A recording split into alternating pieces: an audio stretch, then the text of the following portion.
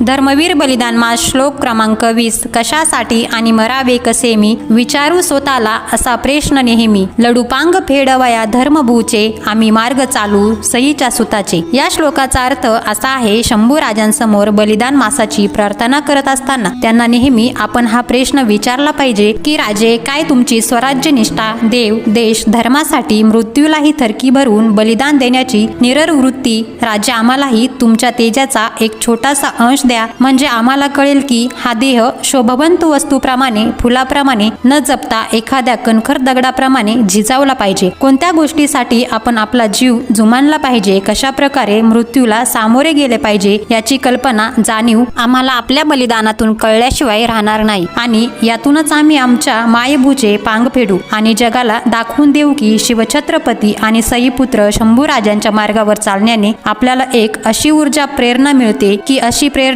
ऊर्जा साक्षात देव सुद्धा देऊ शकणार नाही. आणि आम्ही भाग्यवंत आहोत की आम्हाला या पवित्र मार्गावरून चालण्याची संधी मिळत आहे. जय जिजाऊ, जय शिवराय, जय शंभूराजे.